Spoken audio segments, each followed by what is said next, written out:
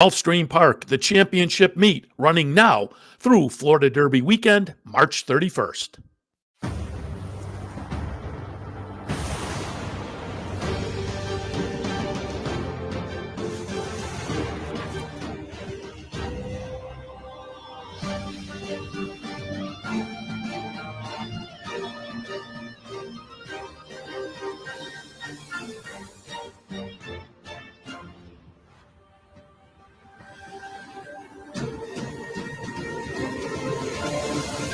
Broadcasting live from the Capitol OTB studios, this is Racing Across America with Seth Merrow.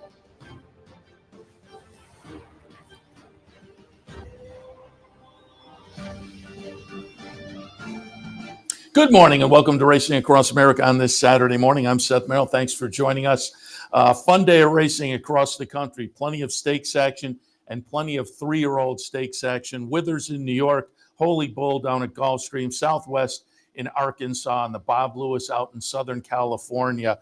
So it's a big day of racing, certainly coast to coast. And because it's big on not only three-year-old, but undercard stakes as well, and the undercard races themselves are intriguing at some of these venues.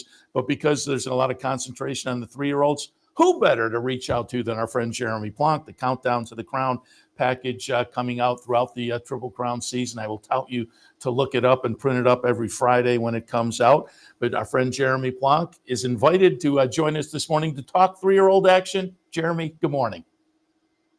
Good morning, Seth. It's good to be back with you. I don't know how many years we've been doing this together now, but it's kind of an annual rite of winter as we get together to start this Triple Crown Trail. So it's always good to be with you and your audience. Yeah, and we appreciate it. And again, I highly tout the package that comes out every Friday where you preview and review stakes races, but this time of year you also do a nice comprehensive look at the important maiden races and some of the important allowance races in preview and review, and it's a great way to kind of keep up with that Triple Crown trail throughout the season. I also want to tout people because at night, I'll handicap a lot at night for the afternoon handicapping show, and I'm in my office and I have the computer fired up and I pull up some YouTube videos, and I will tout the podcast, the YouTube version of podcast, but that name still seems to apply for folks, even with a video component to it. But you and Jeff Siegel do a really nice podcast, and a lot of nights when I'm in doing my work, I'll have you guys in the background. So just tout the podcast a little bit. And when does that show up on YouTube, week in and week out? Yeah, we have two podcasts. On Tuesday, we do one called It's Official, and that recaps that's kind of a banter show, kind of a pardon the interruption, that kind of thing, where we look at a couple topics from the previous weekend racing. And then on Friday, we do one called First Call, and that podcast will preview 8 stakes races for the weekend. So that's the handicapping show on Friday. Typically, the Friday one will post around 2 o'clock Eastern. And then the Tuesday show usually goes a little bit later in the day. Tuesday will start streaming around 4 o'clock Eastern. And of course, they're available on demand from that point forward. But Tuesday around 4 o'clock, Friday about 1 o'clock Eastern. Those two shows come out each week. Yeah, and as I say, I pull it up a lot at night when I'm watching, and you guys do a great job, so I'll tout that as well. Horseplayernow.com, great info there as well. And again, the Countdown to the Crown package. But let's jump into it, and I pulled up your latest Countdown to the Crown. And again, it's comprehensive with previews and reviews, and you have a top 20, and I always like the 3 things you won't read anywhere else. That's intriguing every week as well.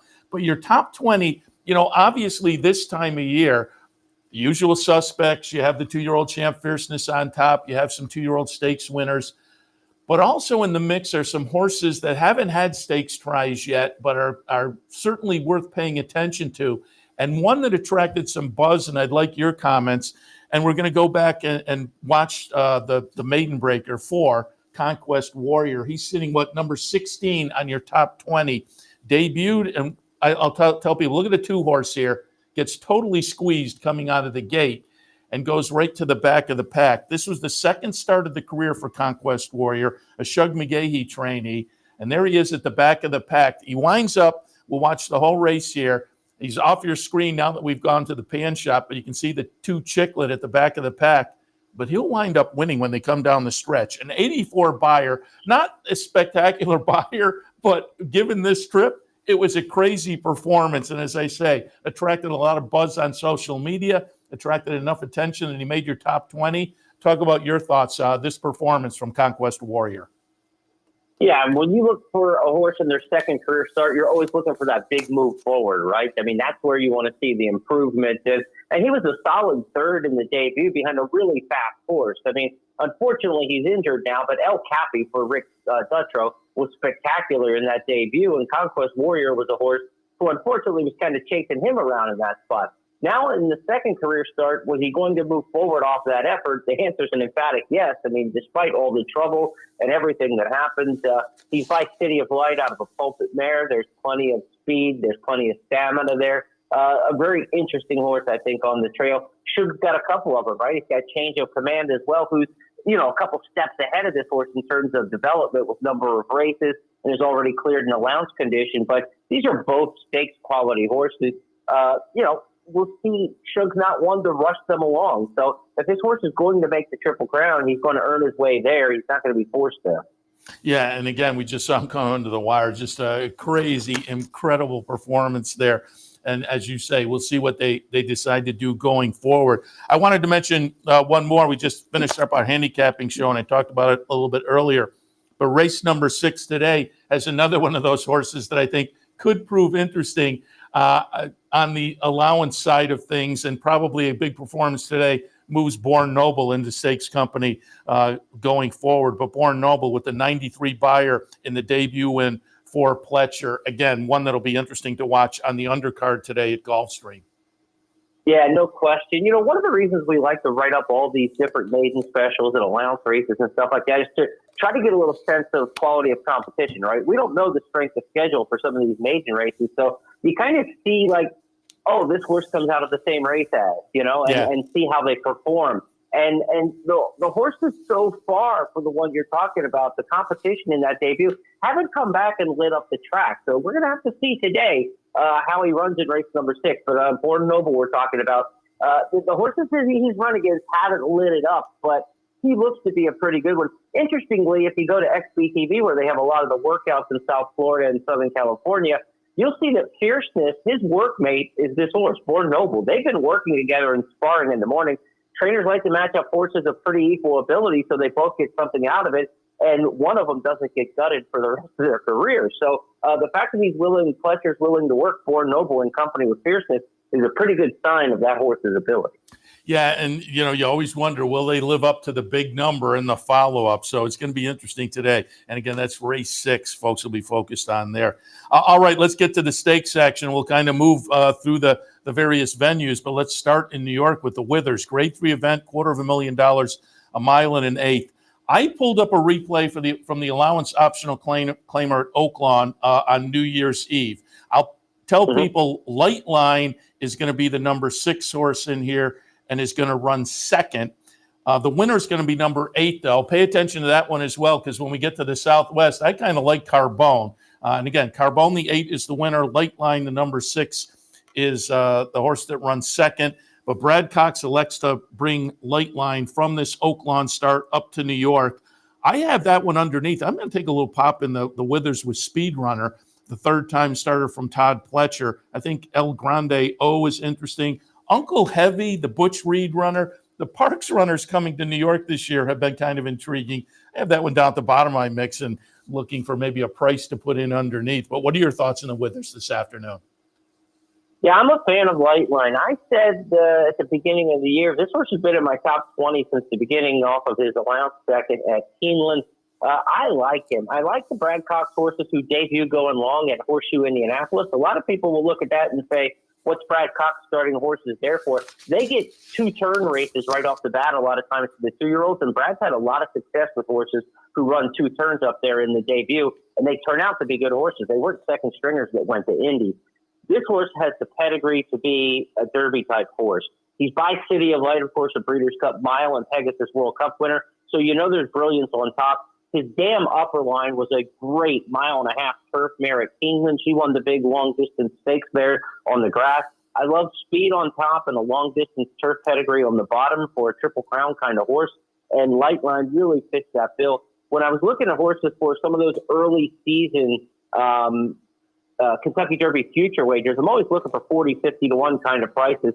Lightline was one that I was like, boy, I hope this horse stays at price. And he was a huge price in the last Kentucky Derby future wagers. So if he wins the Withers and he looks like a good prospect going to the Wood Memorial, obviously you're going to like that 60, 80 to 1 you got on him in the Kentucky Derby future wager. So I like Lightline quite a bit. I think he's got a big future. He's not brilliantly fast, and you wouldn't expect that out of a 1.5 mile turf dam, but he's got enough speed because of City of Light. And what a sire City of Light's become. I mean, we just talked about the Shug McGahee horse at Gulfstream.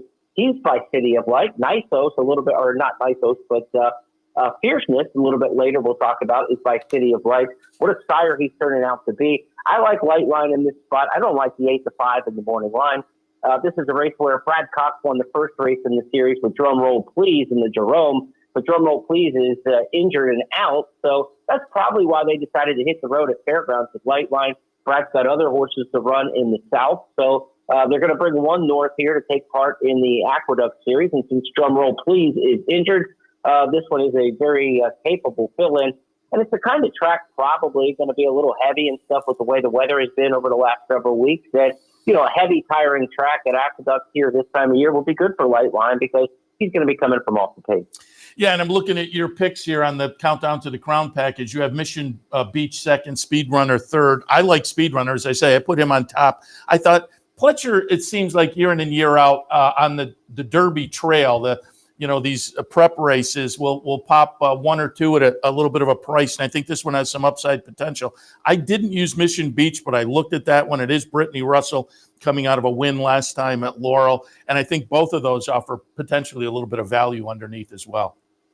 Yeah, I mean, look, I'm probably going a little bit too heavy on pedigree in this race, but it's 1 1/8 miles early in the year on a tiring track, so I'm kind of leaning on some stamina pedigree, and so Lightline, I like the dam side.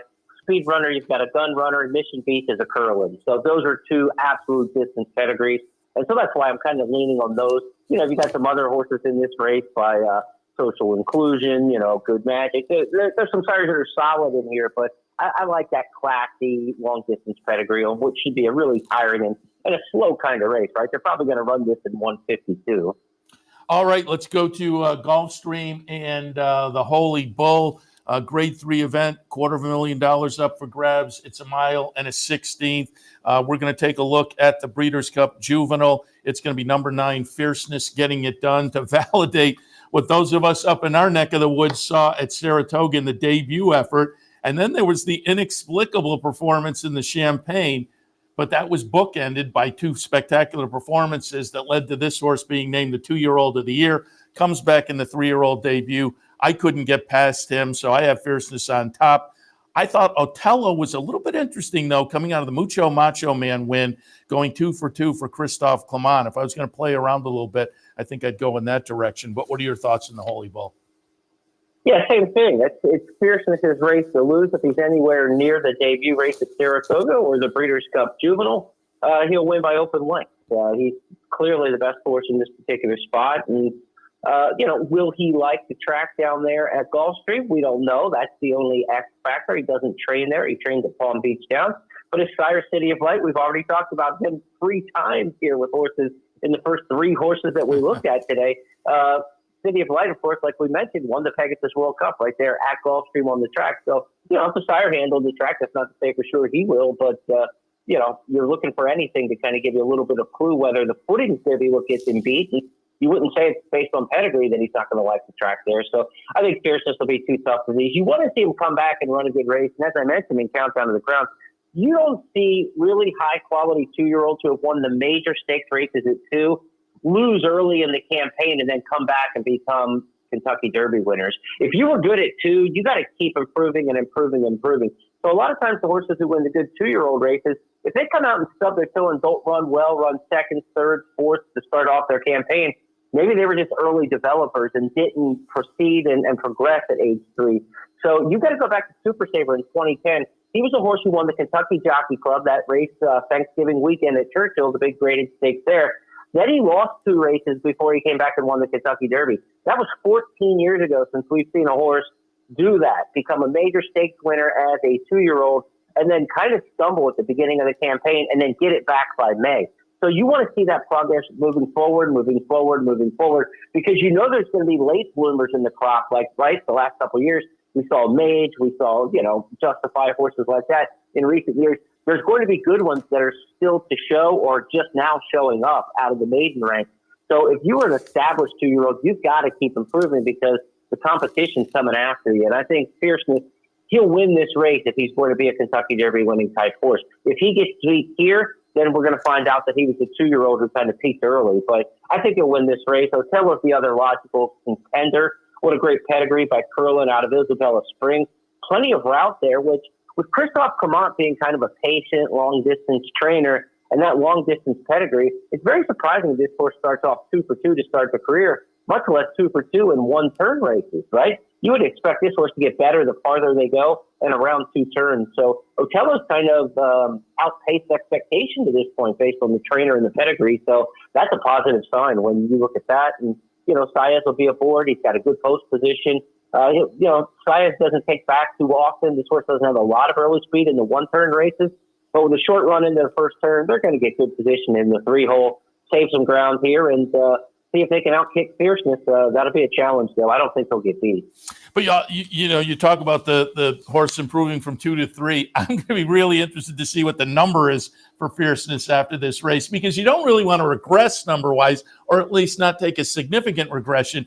But he's also not going to move forward from that 105. I wouldn't think that he ran in the Breeders' Cup Juvenile. So I'm really intrigued to see what the number is at the end of the day, win, lose, or draw for Fierceness. Right. His debut was 95 on the Beyer scale, right? So that's what he did off of work and freshened. Now he's coming in freshened off of work. You would expect him to run something a little bit better than 95, but he's a better horse now than he was as a 2-year-old, right? But yeah, is he going to come back and beat the 105? I hope not, because he shouldn't be as cranked for this race as he was for the Breeders' Cup Juvenile. So somewhere between 95 and 105 in the middle of that would actually be a positive step. Yeah, I agree. It's going to be very intriguing. All right, let's move on to Oaklawn, the Southwest, which was delayed because of weather. Grade 3 event, $800,000 up for grabs as they go 8.5 furlongs. I mentioned earlier, I have Carbone on top. I see on Countdown to the Crown, you like liberal arts. So I pulled up a replay of the Street Sense, Churchill Downs, October 29th. Liberal Arts is going to be the number 8 horse here for Robbie Medina. For folks who don't know, former assistant to Shug going back a ways. But as I say, I like Carbone. Liberal Arts, the one you like. Otto the Conqueror is interesting to me coming out of the win in the Springboard Mile, which has had kind of mixed results, certainly the last couple of years. Wild Atlantic Storm, Make It Big, the winners of that race. But you go back a little bit, Senior Buscador won the Springboard Mile in 2020. And going back to 2018, Long Range Toddy won for Steve Asmussen and went on to win the Rebel. So I think Otto the Conqueror is maybe a little bit intriguing for the aforementioned Asmussen. I had that one down in my mix a little bit. But your thoughts on the Southwest? A couple keys to this race. The one, Maycox Bay, is going to scratch. That's the morning line favorite. Came down ill, so he's going to be out of the race. And that was rail speed. I thought this race had a good amount of pace to it, and that's why I ended up with Liberal Arts from off the pace. The other thing, and this is the most important part of it, they missed what I believe to be 11 days of training at Oaklawn in the month of January. Steve Asmussen talked about how he's kind of concerned his horses who were based locally, they didn't get out of the shed. They jogged around the shed a little bit, but you can't go very fast around the shed, bro. And it was just basically get like a little bit, and shake off the cabin fever and not have the horse cast in the stall. And so the horses who were based at Oaklawn Park are at a real disadvantage here to the horses who are shipping in from out of town. And we saw it last week when Oaklawn reopened after being, closed for a week or so and all that training time that they had missed. A bunch of horses from Turfway came in and, places you wouldn't normally see have success even off the synthetic just because they were fit and they were winning races. So I started this race thinking, okay, I'm going to look for the horses who weren't at Oaklawn and I'm going to look for shippers. And then when I started looking at the shippers, it's like, wow, there's a lot of speed in this race. Carbone is very fast. He's locally based. Otto the Conqueror is fast. Maycox Bay was a shipper from Fairgrounds, but speed went wire to wire and got the big number last time. So I thought that was more speed. Windstock, a shipper from California for Baffert's, going wire to wire in his last two. I'm like, okay, I've got all the speed, you know. The one horse who's not from Oaklawn and has been training consistently and comes from off the pace is Liberal Arts. And that's how I ended up on Liberal Arts as my pick in here. Also, you get Christian Torres riding, who he is an up-and-coming star jockey. Of course, the leading rider at Oaklawn last year. He's leading the current meet. This guy will be first-level Naira-type jockey in a couple of years. He was the leading jockey at Remington Park a year or two ago. And when Oaklawn started to run where they were going to overlap in December, he was riding Remington Park, and on dark days would go 6 hours to Hot Springs, 6, 7, 8 hour trip to Hot Springs to work horses during dark days at Oaklawn to get ready for the upcoming meet, and then go back to Remington and ride night cards on live racing days. It just showed the work ethic that he had. He ended up getting a Breeders' Cup mount for Carl Broberg in the sprint to kind of get his feet wet in the big time. And then he moved to Oaklawn, and I said, this guy's going to win the meet. I knew he was going to win the meet the first year he was there. He did. He had a good year in Kentucky this year, and he's going to have a big winner in Oaklawn again. Christian Torres is an outstanding jockey, one to watch, and he's piloting Liberal Arts. So for all those reasons, I ended up with him in this particular spot. It's probably the best betting race of all the four stakes races because you don't have that super standout kind of favorite. And I think that's a great point about the for folks who maybe don't pay attention to Oaklawn all the time. They did have the weather cancellation, but it wasn't just cancellation of racing. They weren't getting out on the track because this time of year they'll get the freezing and thawing that doesn't help the track surface at all. So that's a great point, not just on the stakes race, but as you say, maybe looking at some of the other races as well for horses coming in from out of town. Yeah, and Oaklawn, an interesting thing. A lot of people say, well, why doesn't Oaklawn have a turf course? Yeah. Why does this happen? Why does that? It's in a national park. And so there are a lot of environmental protections that they can't make changes to Oaklawn Park. And one of those is like a lot of the chemicals and treatments that you would put on a racetrack. So they are restricted by what they can do being in a national park. And so therefore, Oaklawn's going to cancel more and going to have to cancel training because they're kind of waiting for Mother Nature to take care of the track conditions in a lot of senses. You know, they can do a lot of physical things to it, but they can't do a lot of chemical things to the track in that freezing thawing that other racetracks do. Yeah, very good point. All right, let's move out to Santa Anita. The Bob Lewis Grade 3 event, $200,000. They'll go a mile. Going to pull up the Bob Hope going back to last November. It's going to be Nisos, a horse that so far in the career has won very nicely, including this win for Bob Baffert. So folks are excited to see the 3-year-old debut this afternoon. But this is a fun race because Coach Prime is in here, who was beaten as the favorite last time in the Los Al Futurity off a big debut effort at Del Mar. And Scatify for our friends at West Point Thoroughbreds. John Sadler got this one to win a debut effort at Los Al as well. I think Scatify is intriguing, but give us your thoughts on the Bob Lewis. Well, the Lewis is actually going to go before, I believe, before we see Windstock run at Oaklawn. So, it'll be interesting to see how nice or how the horses that ran against, Coach Prime, the Los Al Futurity horses, they're going to give us a little sense, do the Los Al Futurity horses in this particular spot, which there's 3 or 4 of them, do they come back and run well, or do they just get completely whacked? I lean against them in here. I think Nisos and a long shot named McVeigh are the 2 horses to watch in this particular spot. So that'll give us a little bit of sense of how we want to stack up that Southwest contender, Windstock, who won the Los Al Futurity. So interesting that the West Coast race goes first, but it's moved up for a telecast on CNBC on a First Racing Tour telecast. So we will see, the result of this race and how it might give us a little indication towards the Southwest. I think Nisos is too good for these. He is really fast. How far will he go? He's by Nyquist out of a Bernardini mare. That should be no issue at all. And they're only going a mile here. This horse is just really brilliant. And he's working in the morning like a superstar. I mentioned go to XBTV and check out the workouts. When I talked about earlier with fierceness, right? He was paired up with another good 3-year-old of similar quality because you want to match horses up in your stable with the right horses. Nisos isn't even working with 3-year-olds. He's working with Reincarnate, a stakes horse who was in the Kentucky Derby last year. And he's blowing Reincarnate away in the morning. I mean, ripping the heart out of him in the teamwork that I saw his most recent one at XBTV. He's whipping older horses right now. I have no doubt that if he runs his race, the mile will not be an issue. He should, I think, be a very handy and easy winner of this race. I'll be surprised if he gets beat. He's the kind of horse, too, that if he wins this race by daylight like he has in his last two, then he's going to kind of gut the competition, right? And the horses who are kind of chasing him are going to throw in the towel. And when that happens, the horse from off the pace typically will rally and run second. And I think McVeigh is really going to fit that spot. Look, this is a $1.2 million son of Constitution out of Dothraki C, Union Rags mare. And there is a lot of pedigree here for McVeigh. Trainer John Shuros brings him along slow. And like I mentioned with Shug's horse, you really want to see an improvement from the first to the second start if you're going to have a decent horse. This horse didn't do anything in the debut at Del Mar on Labor Day weekend. Came back off the layoff here in January and ran a really good second. I know it doesn't look that great when you get beat 7 lengths, but the horse who beat him was another Baffert absolute star named May Moon, and he's not going to sprint with May Moon. I don't know how far May Moon will go, but I know that horse is a darn fast sprinter. McVeigh is not made to be a sprinter. This horse is going to be a router, and I think he's really a horse. When they get to a mile and an eighth in the Santa Anita Derby, if you could get a future on that, I would bet McVeigh at a mile and an eighth right now. He is my horse in Southern California to be the horse by the time they get to 9 furlongs.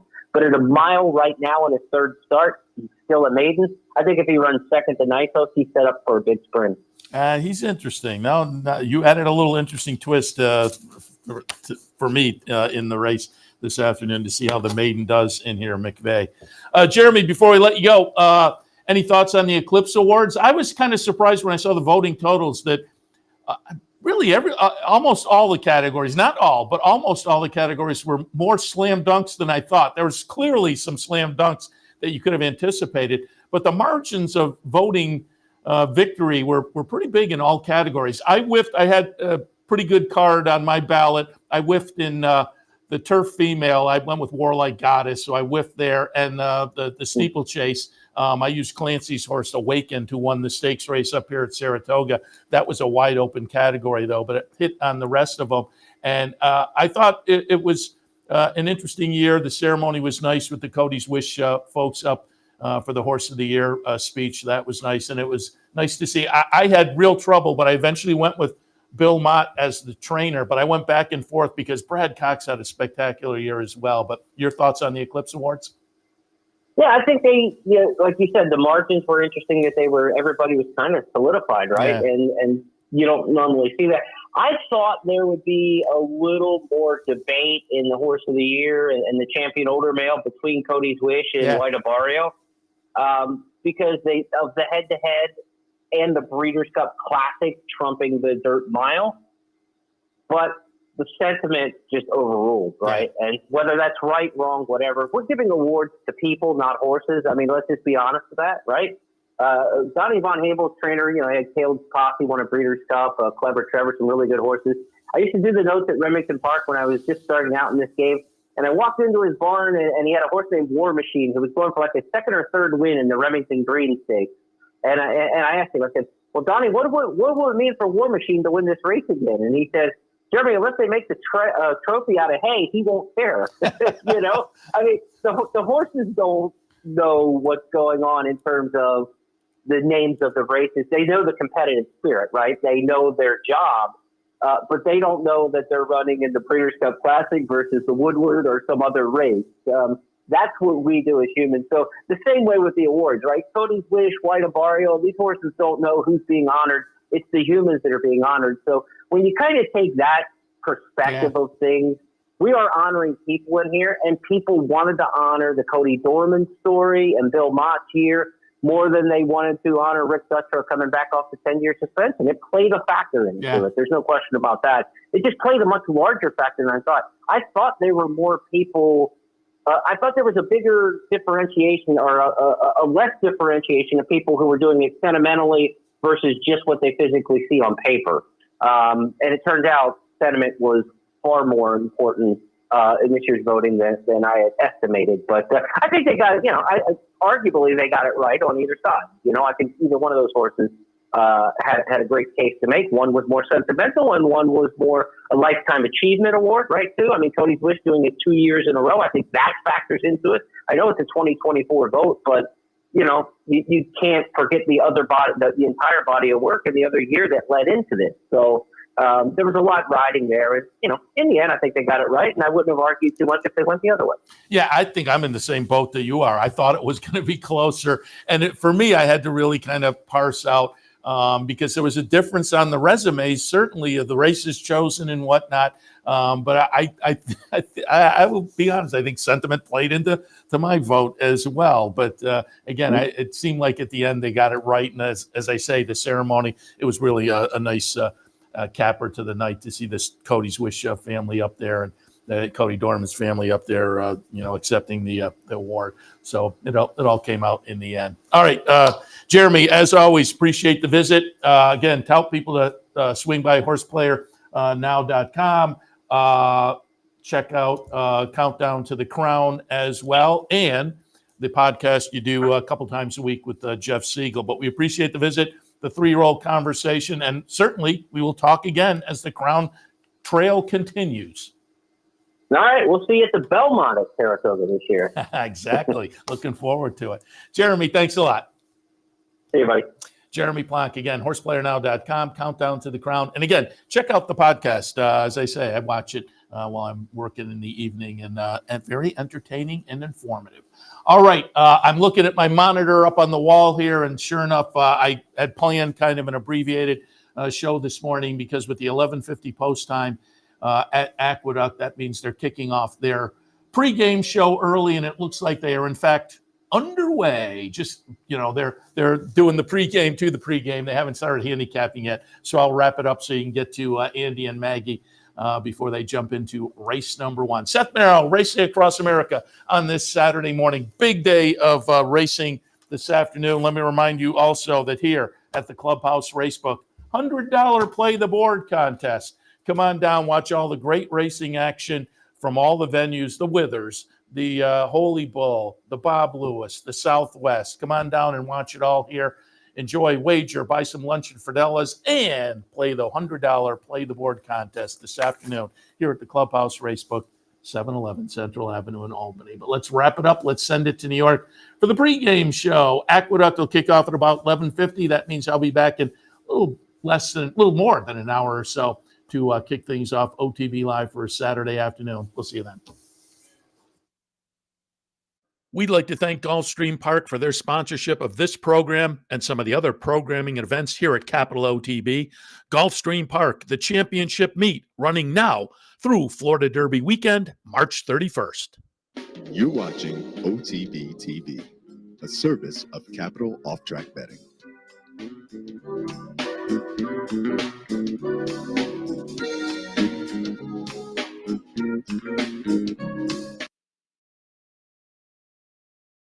Know if I can trust any of these horses. And, Candy Tycoon, who ran fine last time, he was entered better and scratched, a couple of weeks ago? Does that ring a bell? Yeah, I feel like you are right. And I never guess right with David Jacobson. No, and I've been okay. Like the one, yesterday? I couldn't have come up with Can't Beat the Rock. No, I think I had him third. I would have, been like a C in my pick.